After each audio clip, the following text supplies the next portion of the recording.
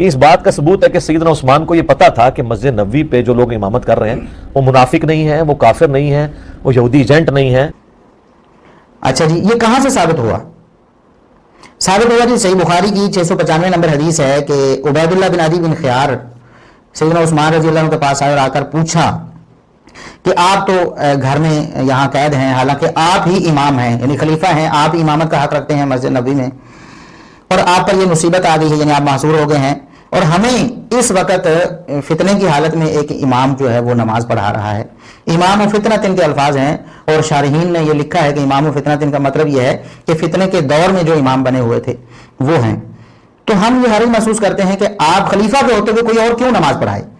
تو انہوں نے کہا کہ مسلمانوں کے پیچھے نماز پڑھ لینی چاہیے، جب تک وہ نیک عمل کوئی کرتا ہے تو اس کی بات ماننی چاہیے، تو آپ اس کے پیچھے نماز پڑھیں۔ یہاں سے مرزا صاحب یہ ثابت کرنے کی کوشش کرتے ہیں کہ خارجی اور باغی امام بنے ہوئے تھے اور ان کے پیچھے سیدنا عثمان رضی اللہ عنہ نماز پڑھنے کی تلقین کر رہے ہیں۔ پہلی بات تو یہ ہے کہ ہم پہلے یہ بات ایک دفعہ یہ کر چکے ہیں کہ اگر بالفرض یہ مان لیا جائے کہ خارجی امامت کر رہے تھے تو اس وقت تک سیدنا عثمان رضی اللہ عنہ کو یہ معلوم نہیں تھا کہ یہ کس حد تک جانے والے ہیں۔ شروع میں آئے تو انہوں نے کہا کہ شاید یہ کوئی مطالبہ کر رہے ہیں، میں خون خرابیاں نہیں چاہتا، واپس چلے جائیں گے، کوئی بات چیت کریں گے، صحابہ کرام سے ملیں گے، بات ان کو سمجھ آ جائے گی، جھوٹے جو بہتان یا غلط فہمیاں ان کے ذہنوں میں شاید کسی نے ڈالی، چلے جائیں گے، اس لیے انہوں نے اجازت دے دی ہوگی۔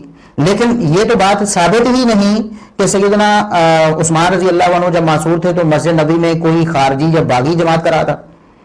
کون تھا؟ کوئی مالک اشتر وہاں نماز پڑھا رہا تھا، یا محمد بن ابی بکر تھا، یا وہ جبلہ بن احم تھا، یا کوئی اور تھا؟ ہم آپ کو بتاتے ہیں کہ امام کون تھا۔ سنن کبری بہقی میں یہ روایت ذرا تفصیل سے آئی ہے 5856 نمبر پہ، سند بالکل صحیح ہے۔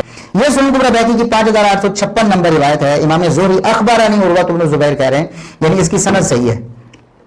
اس میں الفاظ کیا ہیں کہ عبید اللہ بن عدی بن الخیار اخبرہ عروہ بن زبیر کو بتاتے ہیں کہ انہ دخل علی امیر المومنین عثمان رضی اللہ عنہ وهو معصور، کہ وہ سیدنا عثمان رضی اللہ عنہ خلیفۃ المسلمین امیر المومنین کے پاس گئے جبکہ ان کو گھر میں معصور کیا ہوا تھا۔ وعلی بن ابی طالب رضی اللہ عنہ یصلی للناس، لوگوں کو نماز کون پڑھا رہے تھے؟